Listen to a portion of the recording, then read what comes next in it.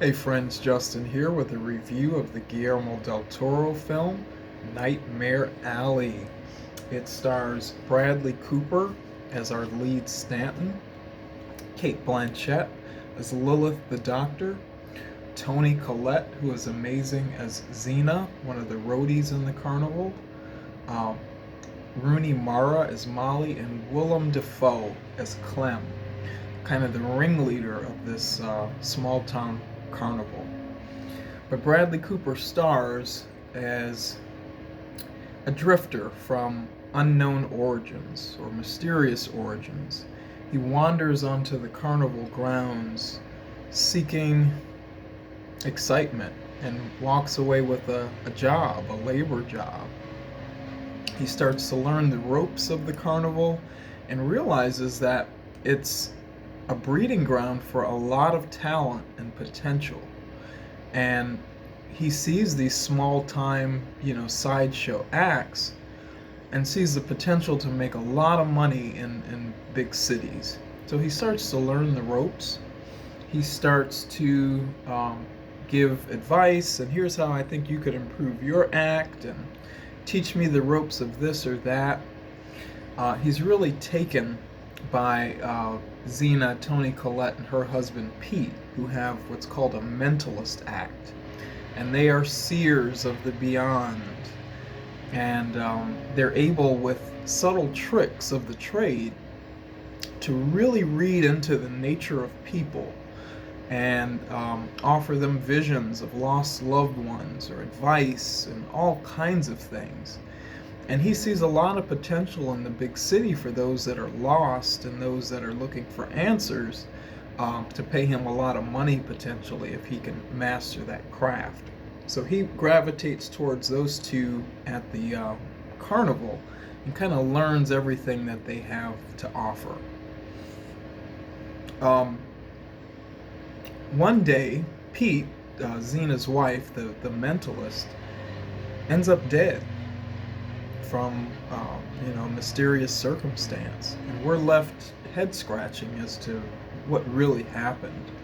He was an older gentleman, he was an alcoholic, and so no one is suspicious around the carnival, but we're wondering what happened. Really quickly after Bradley Cooper makes it to the big city, and I believe it's Chicago that he and Molly end up in, he's playing to sold out shows, offering people a glimpse of the beyond and into their futures and all kinds of things. And it's a marvelous act. But he meets his match one night in Kate Blanchett, who plays a skeptic in the audience, who stands up and says, let me ask the questions. Let me run this. I think that you two, Bradley Cooper and Rooney Mara, are using verbal cues to feed each other information. I think that you're a phony.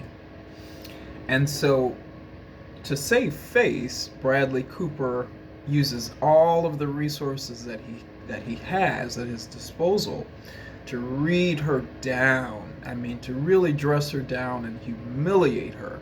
And so, causes her to be quiet as to not be further humiliated, and so that the audience doesn't kind of turn on Bradley and believe that he's a phony. Shortly after, but Bradley Cooper sees Kate Blanchett again. So shortly after the show, they stay behind Kate Blanchett and a rich client of hers interested in more readings. Now, Bradley Cooper understands, and he knows that this is a swindling act. They're not above board. And so in order to get insight into this rich client, he's going to need resources. He's going to need someone in the know about this man in order for the reading to end up being effective. And so he goes to Kate Blanchett, the same woman that he has humiliated, and tries to make a deal with her, split the money from these readings in order to get inside information. What's interesting about Kate Blanchett is that she's not only a doctor, but she's a psychologist. So many of the clients in the big city, a lot of people with unresolved issues, are also clients of Cate Blanchett's. So she's got a lot of insider info. And she agrees. Not only does she team up with him in order to feed him information about rich clients, she seduces him sexually. He decides that he wants to start stashing the money from these huge paydays with Cate Blanchett in her office, and they're kind of cohorts of a sort. One of the pieces of advice that Pete, the mentalist that died at the carnival, gave Bradley Cooper was never to go too deep with these mental readings. Never do what are called quote-unquote spook shows and offer people false hope about their long-lost loved ones. Don't string people along in that way, because playing God will ultimately breed bad karma and turn itself back on you.